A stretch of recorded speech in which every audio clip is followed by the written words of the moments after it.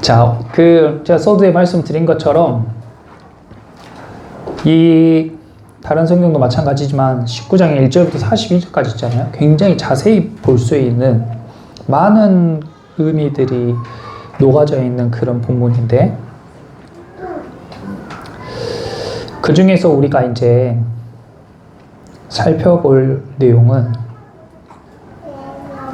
36절, 37절을 중점적으로 오늘 한번 봐보려고 해요. 이 일이 일어난 것은 그 뼈가 하나도 꺾이지 아니하리라 한 성경을 응하게 하려 함이라. 또 다른 성경에 그들이 그 찌른 자를 보리라 하였느니라. 지금 반복해서 나오는 말이 성경을 응하게 하려 함이라 라는 말씀이에요. 이 말이 어떤 말씀이냐면 성경이 예언의 말씀인데 그 예언의 말씀을 성취하려고 이렇게 하셨다, 이런 말입니다. 그 구약 성경은 하나님의 약속, 예전에 하셨던 약속, 구약이고요. 신약 성경은 예수님께서 새롭게 하신 약속, 새로운 약속에서 신약이에요. 구약 성경이 굉장히 두껍잖아요. 이 구약의 말씀이 다 예수님에 관한 말씀이다. 그리고 예수님은 오셔가지고 그 구약에서 하나님께서 하신 약속을 다 지키시고 십자가에 못 박혀 돌아가신 거예요. 그리고 우리에게 새롭게 약속해 주신 내용을 우리가 믿고 기다리고 신앙생활을 하는 겁니다. 그 구약 신약이에요. 사도 요한이, 이 요한복음을 쓴 사람이 사도 요한입니다. 사도 요한이 12제자 중에 가장 오래 살았어요. 베드로를 비롯한 다른 사도들은 순교했죠. 다들 흩어져가지고 복음을 전하다가 일찍 순교했는데, 이 사도 요한은 여기 보시면 예수님의 어머니인 마리아를 요한에게 부탁해요. 그래서 그 요한이 예수님의 어머니를 돌본 탓인지 가장 오래 삽니다. 근데 이 요한이 오랫동안 살면서 한 게 뭘 했겠어요? 예배드리고 성경 읽고 기도하고 이렇게 살았겠죠. 그 사이에 제자들이 마태복음, 마가복음, 누가복음 이렇게 예수님에 관한 복음서를 다 기록해서 사람들에게 전해줬어요. 근데 굳이 복음서가 왜 한 개 더 필요한가? 요한이 또 복음서를 기록했단 말이죠. 그것도 텀이 좀 있게 3개의 복음서가 이미 사람들에게 전해져 있는데, 여기에서 더 사람들에게 전해야 될 새로운 또 예수님에 관한 그런 깨달음이 있었기 때문에 굳이 복음서를 하나 더 써서 사람들에게 전한 거예요. 그래서 이 요한복음은 나머지 3개의 복음서와 관점이 약간 다릅니다. 그 중에 한 가지 말씀이 오늘 이 36절에 그 뼈가 하나도 꺾이지 아니하리라 한 성경을 응하게 하려 함이라. 이건 다른 복음서에는 없는 말씀이에요. 오병이어의 말씀 같은 것들은 4개 복음서에 다 있어요. 그 제자들이 확실히 경험하고 너무나 강렬하게 경험했던, 그러니까 우리가 예배를 드릴 때에 모든 성도들이 다 같이 경험하는 그런 사건, 그런 것들, 그게 바로 오병이어의 기적 같은 것들인데요. 똑같은 경험을 하고 똑같은 예배를 드려도 깨닫는 사람이 있고 깨닫지 못하는 사람들이 있어요. 더 깊이 하나님과 예수님에 대해서 아는 사람이 있고 거기까지 못 미친 사람이 있어요. 요한은 더 깊이 깨달았어요. 어떤 내용이냐? 그 뼈가 하나도 꺾이지 아니하리라 한 성경을 응하게 하려 함이라. 이걸 깨달은 거예요. 이게 어떤 의미냐면, 먼저 6월절을 좀 아셔야 되는데, 6월절은 유대인들이 지키는 가장 중요한 절기. 구약 성경에서 이스라엘 백성들이 애굽의 종살이를 하면서 400년 이상 노예 생활을 하던 그런 민족이었는데요. 모세라는 선지자가 나와서 하나님의 계시를 받고 노예 생활을 하던 백성들을 200만 명 이상을 다 데리고 나오려고 하는데, 애굽의 왕이 노예를 쉽게 풀어줄 리가 없잖아요. 그러니까 못 가게 막았어요. 그랬더니 하나님께서 10가지 재앙을 그 나라에 퍼부어가지고 백성들을 내보내려고 하는데, 9가지 재앙에도 꿈쩍하지 않던 애굽의 왕이 10번째 재앙인 첫째 아들 장자를 죽이는 재앙에 무릎을 꿇은 거예요. 애굽에 있는 모든 가정의 장자 그리고 가축의 첫 번째 난 새끼들이 다 죽습니다. 신기하게 이스라엘 백성들 자녀들만 멀쩡한 거예요. 왜 그런가 봤더니 그 전날 하나님의 계시를 받고 어린 양을 잡아가지고 그 피로 이 문설주의 피를 바른 집은 이스라엘 백성이든 이스라엘 백성이 아니든 그 말씀을 듣고 피를 바른 집은 하나님의 그 사자가 지나갔다는 거예요. 패스 오버. 그래서 6월이죠. 넘었다 그 말이에요. 넘어갔다. 6월절. 그래서 하나님께서 그 절기를 기억하라고 매년 그 절기를 기억하라고 말씀하셨고 그 절기마다 어린 양을 잡아서 제사를 드리고 그것을 함께 나누어 먹으라고 말씀하셨습니다. 그래서 이 유대인들이 지금도 18장 28절에 예수님을 잡아서 관정에 끌고 갔을 때에도 6월절 잔치를 먹고자 하여 더럽혀지지 않으려고 관정에 안 들어갔다고 했잖아요. 그러니까 그 음식을 먹을 때 부정하면 안 되는 거예요. 부정 타는 거예요, 우리말로. 보통 부정이 아니고 목숨이 끊어질 수도 있어요. 민수기 9장 13절에 그러나 사람이 정결하기도 하고 여행 중에도 잊지 아니하면서 6월절을 지키지 아니하는 자는 그 백성 중에서 끊어지리니 이런 사람은 그 정한 기일에 여호와께 헌물을 드리지 아니하였은즉 그의 죄를 담당할지며 이런 말씀이 있어요. 그러니까 이스라엘 백성들은 아주 목숨처럼 6월절 절기를 지키고 예배하고 예물을 드리고 그 예물을 함께 나누어 먹는 것이 굉장히 중요했단 말이에요. 그 6월절을 철저하게 지켰어요. 근데 요한이 이제 예수님이 십자가에 돌아가신 이후로도 계속 6월절을 지켰겠죠? 유대인이니까. 그런데 신기한 것이 이제 6월절 절기를 딱 지킬 때 같이 어린 양을 잡아 먹어요. 어린 양을 잡아 먹는데 그 고기를 막 뜯어 먹는단 말이에요. 삶은 고기를 뜯어 먹는데 우리가 치킨 먹을 때 어떻게 먹어요? 이렇게 살 먹다가 그 뼈를 딱 분질러 가지고 발골해서 이렇게 먹잖아요. 그렇죠? 딱 그 뼈 사이사이 그게 맛있잖아요. 딱 발골해서 먹죠. 뼈에 잡고 먹을 때에도 아주 산산조각 내가지고 다 빨아먹죠. 네. 원래 고기 먹을 땐 그렇게 다 뼈를 이렇게 뽀개가지고 그 사이사이를 먹어야 돼요. 그런데 하나님의 말씀에 그 뼈를 어린 양을 잡아먹을 때 그 뼈를 꺾지 말라고 그랬어요. 출애굽기에 또 민수기에. 출애굽기 12장 3절에서 14절에 보면요. 6월절에 너희가 이 어린 양을 잡아서 먹는데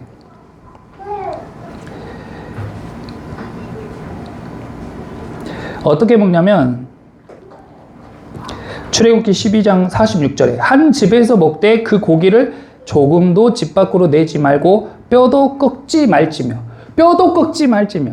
그러니까 분리시키는 거는 고사하고 꺾지도 말라 했어요. 그러니까 그 살만 다 뜯어 먹으니까 이 뼈가 이렇게 있겠잖아요. 양뼈가 그대로 모양 그대로 있겠잖아요. 민수기 9장 12절에도 아침까지 그것을 조금도 남겨두지 말며 그 뼈를 하나도 꺾지 말아서 6월절 모든 율례대로 지킬 것이니라.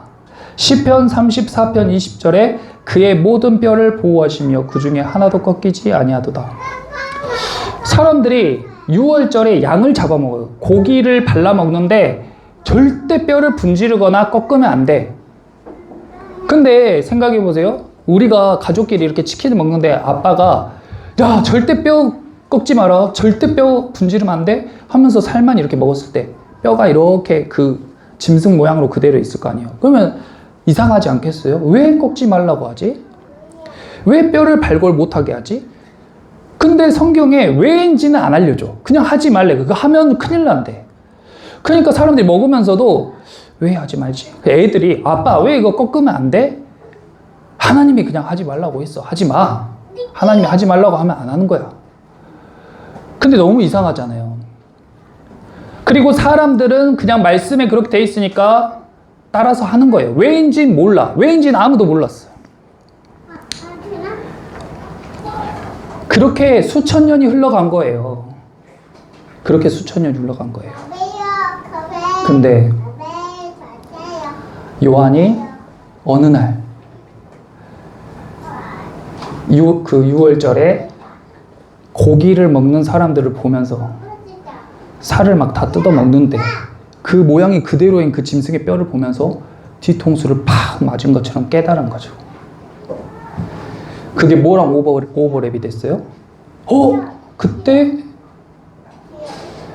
십자가에 예수님이 못 박혔을 때 예수님이랑 같이 십자가형 받았던 사람들은 다 다리를 꺾었어. 근데 예수님만 안 꺾었어. 깨달아 버린 거야. 아무도 그걸 대수롭지 생각 안 했어요. 딱 성령께서 그걸 생각나게 하시면서 깨달아지는데 이제 온몸에 소름이 돋고 막 닭살이 돋았겠죠. 대박 이랬겠죠. 예수님도 분명히 다리를 꺾었어야 되는데 예수님은 안 꺾은 거예요. 다리 꺾는 것에 대해서 잠깐 설명을 해드리면 십자가형을 받을 때 로마에서 가장 극형에 해당하는 게 십자가형이에요. 사형수에게 최고의 고통을 주는 형벌로 십자가형을 선택했어요. 나무에다가 손과 발을 이렇게 못을 박아 놓으면요. 그러면 이제 몸의 무게 때문에 몸이 이렇게 축 처집니다. 이렇게 축 처지면 이제 이 폐가 눌려가지고요. 숨이 안 쉬어진대요. 그러면 이 사람들이 숨을 쉬려고 이렇게 몸을 들어올리면서 할 때 손이랑 이 발에 못이 박혀 있으니까 여기가 찢어지면서 피를 흘리는 거예요. 그리고 고통스러운데 숨을 쉬어야 되니까 하고 또 푹 하면 푹 떨어지고 그걸 수없이 반복하면서 서서히 죽어가는 게 십자가형이에요. 그래서 십자가형은 질식사로 죽는 거죠. 힘이 다 빠지면. 그래서 며칠 동안 매달려 있는 사람도 있대요. 여기서. 그러니까 그 탈수에 그 숨막힘에 물에 꼭 빠진 것처럼 그렇게 고통스러워하다가 이걸 계속 반복하다가 죽는 거예요. 근데 여기 오늘 말씀에 뭐라고 되어 있냐면 31절에 이날은 준비일이라. 6월절 준비일이죠. 유대인들은 그 안식일이 큰 날이므로 그 안식일에 시체들을 십자가에 두지 아니하려 하여 빌라도에게 그들의 다리를 꺾어 시체를 치워달라 하니. 그 유대인들이 부정하니까 저 십자가에 있는 시체들 좀 치워주세요 하니까 얘네가 죽어야 치울 거 아니에요. 그러니까 얘네를 죽이는 방법으로 어떻게 하냐면 무릎뼈를 망치로 쳐가지고 무릎뼈를 다 으스러뜨린 다음에 다리를 팍 꺾어버려요. 그럼 다리가 팍 꺾이니까 이제 더 이상 몸을 들어 올릴 수가 없는 거예요. 그대로 숨 막혀 죽는 거예요.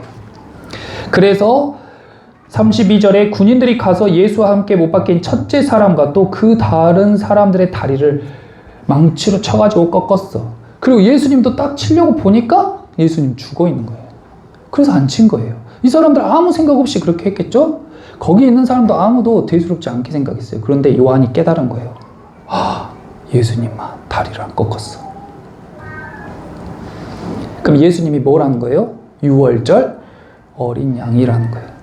예수님이 6월절 어린 양이구나. 우리가 지금까지 출애굽할 때부터 지금까지 왜인지도 모르고 어린 양을 잡아 먹으면서 그 뼈를 꺾지 말라 해서 안 꺾었는데 이게 예수님을 예고하는 예고편이었어. 예수님이 우리 가운데 오셨을 때 이분이 하나님의 아들이라는 것을 증거하기 위해서 우리에게 그런 규례와 율법을 주신 거였어. 깨달아 버린 거예요. 그래서 또 곰곰이 생각해 보니까 예수님을 맨 처음 만났을 때, 자 앞으로 가보세요. 요한복음 1장. 예수님 맨 처음에 만났을 때, 예수님이 요한을 처음 만났을 때 그분과 함께 길을 가는데, 요한복음 1장 29절 함께 읽어보겠습니다. 이튿날 요한이 예수께서 자기에게 나아오심을 보고 이르되 보라 세상 죄를 지고 가는 하나님의 어린 양이로라다. 요한이 생각난 거예요. 와 대박. 예수님 처음 만났을 때 세례 요한이 예수님 보고 뭐라고 했어요? 세상 죄를 지고 가는 하나님의 어린 양이로다. 이 말이 이 말이었구나. 6월절에 어린 양을 잡아먹었어. 6월절에 어린 양의 피로 구원을 받았어. 우리가 구약시대 때. 근데 예수님을 보고 세례요한이 보라 세상 죄를 지고 가는 하나님의 어린 양이로다. 세례요한은 알고 있었구나. 그리고 또 8장, 6장에 오병이어의 기적을 일으키시고 예수님께서 53절, 54절, 55절, 56절에 예수님께서 54절만 볼게요. 54절 같이 한번 읽어보겠습니다. 내 살을 먹고 내 피를 마시는 자는 영생을 가졌고 마지막 날에 내가 그를 다시 살리리니. 왜 예수님의 살과 예수님의 피를 먹어야 돼요? 6월절 어린 양을 매년 먹었잖아요. 6월절 어린 양을 먹어야 구원을 받는 게 아니라 6월절 어린 양을 먹는 그 행동은 예수님의 살과 피를 먹어야 한다는 것의 예고편이었다고요. 예언이었다고요. 성경을 응하게 하려 함이라는 지금까지 너희가 했던 그 행동이 나에 관한 예고편이었는데 내가 이제 그것을 행하러 온 거야. 그 예언을 성취하러 왔어. 그리고 예수님이 십자가에서 딱 오늘 본문에 딱 못 박히실 때에 19장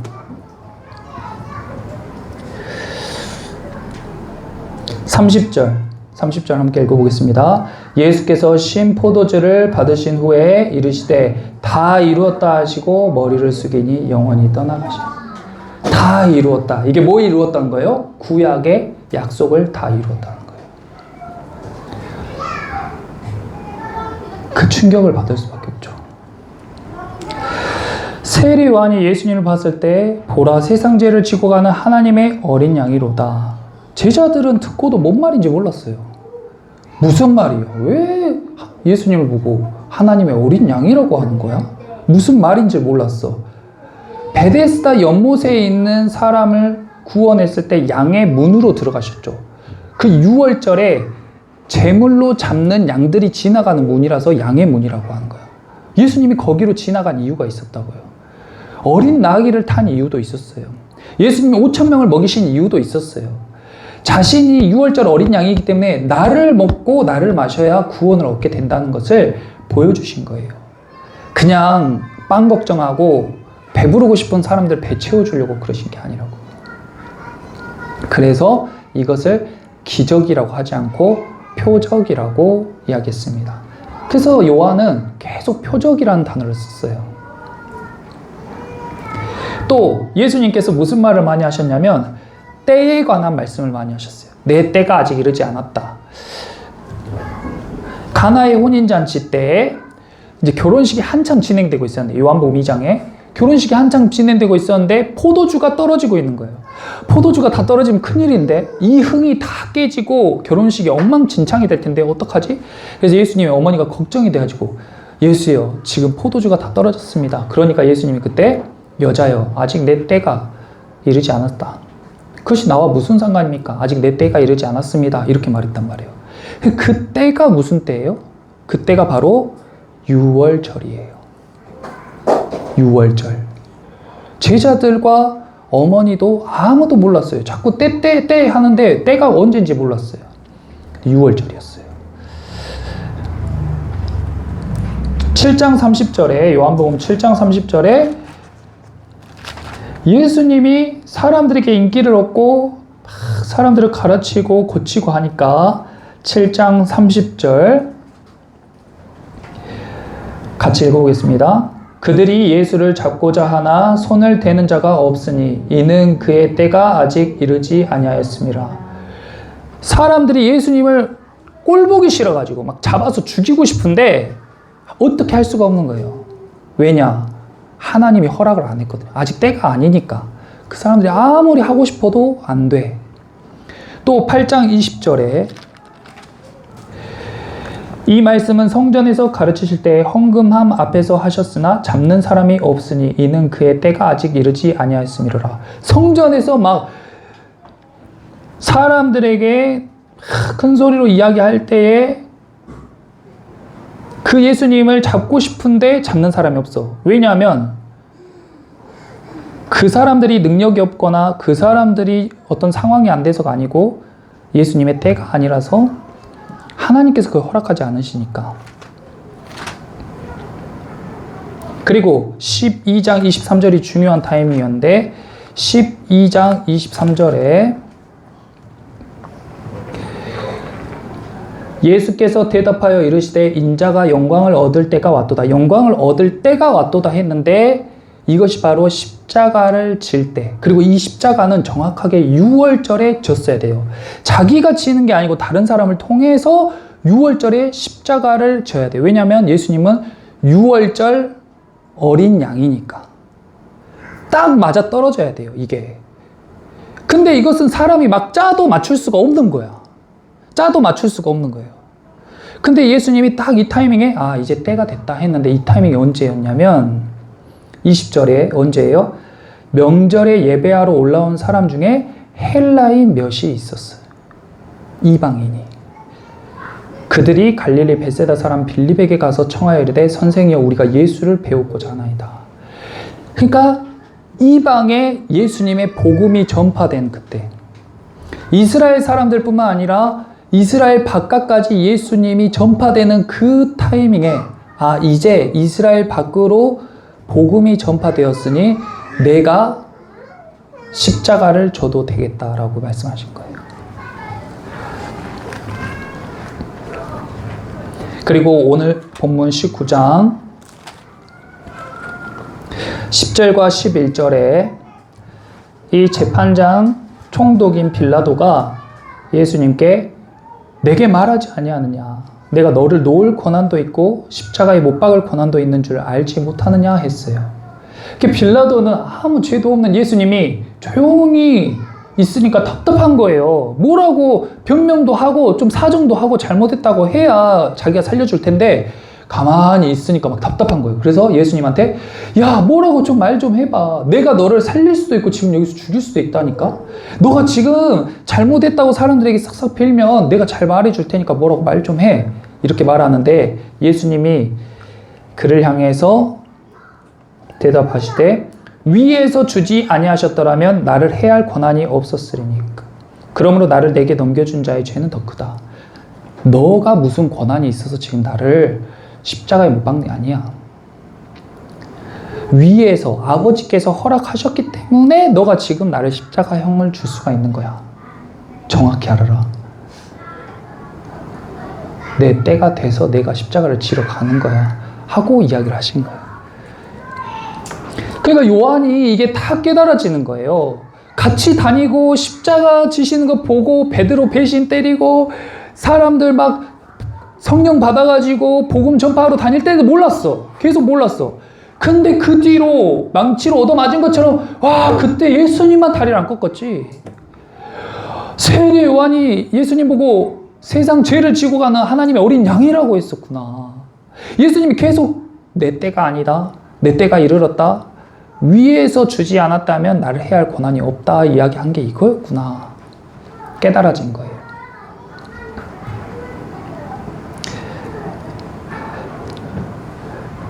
그러면서 요한이 요한복음을 다시 쓴 겁니다. 6월절 어린 양의 관점으로.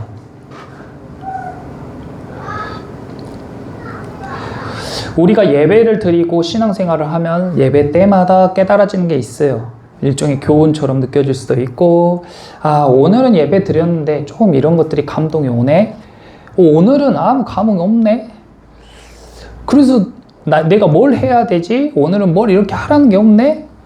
그런데요, 하나님의 말씀은 매번 주시는 감동도 있고 그때그때 우리에게 필요한 말씀을 주시기도 하지만 큰 줄기에 큰 맥락이 거대한 하나님의 역사, 또 구원의 성취에 관한 그 하나님의 계획, 그 큰 줄기는 예수님의 십자가예요. 예수님의 십자가. 이것이 깨달아지면 아주 크게 온다고요. 뻥 하고 내 인생을 송두리째 변화시키는 다이너마이트가 이거예요.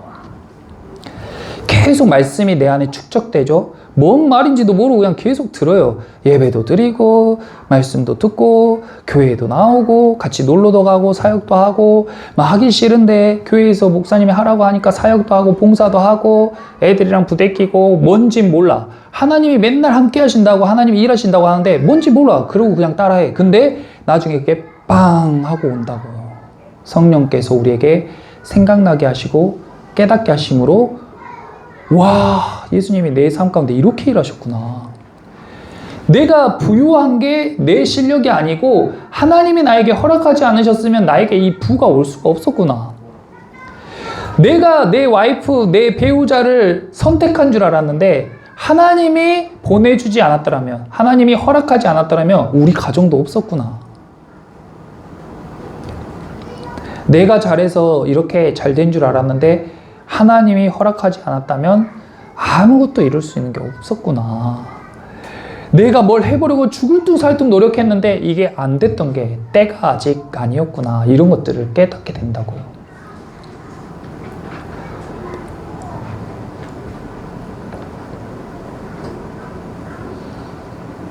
예수님께서 죽어야 할 이유에 대해서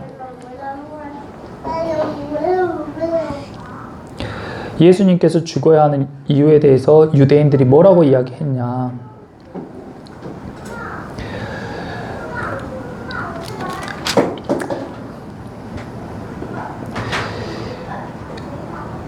그가 자기를 하나님의 아들이라고 했다고 7절에 6절 마지막에 빌라도가 나는 그에게서 죄를 찾지 못했다.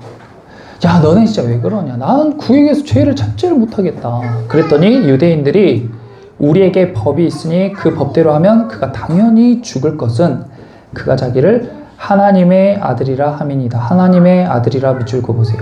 예수님이 죽어야 하는 이유가 자기가 스스로 하나님의 아들이라고 했기 때문에 죽는 거예요. 신성모독죄. 그런데 재미있는 것은 지금 제가 주일날 이 화면을 보여드렸잖아요. 빌라도가 이렇게 재판관 자리에 있고 빌라도 한쪽에는 예수님이 있고 한쪽에는 바라바라 하는 밀란을 일으킨 강도가 있었어요.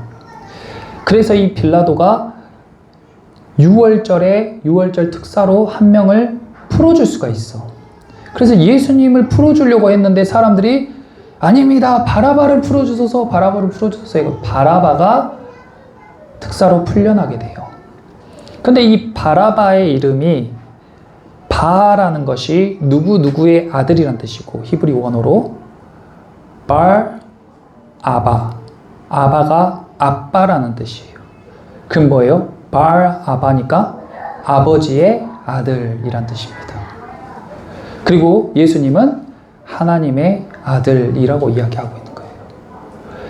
그러니까 이 빌라도가 세상의 정의, 세상의 도덕, 세상의 기준으로 서 있고 한쪽에는 하나님의 아들이, 한쪽에는 아버지의 아들, 즉 사람의 아들이 있는데 이 무리들에게, 이 군중에게 누구를 원하느냐 하니까 바라바라고 외친 겁니다. 그 사람들은 무슨 뜻인지 몰랐겠죠. 무슨 의미인지 몰랐을 거예요. 자기들이 선택한 것이 무엇인지를 모른다고요. 우리 안에도 이런 재판이 늘 열리고 있다고 말씀드렸고 내 안에 내가 재판장이 되어서 우리 안에 있는 하나님의 아들과 사람의 아들 그 중에 선택해야 되는 선택의 기로가 있어요.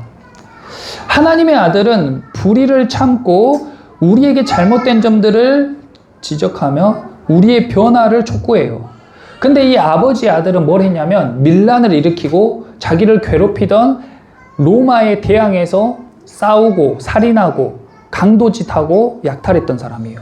근데 이 사람들은, 이 무리는 이런 캐릭터를 좋아하는 거야.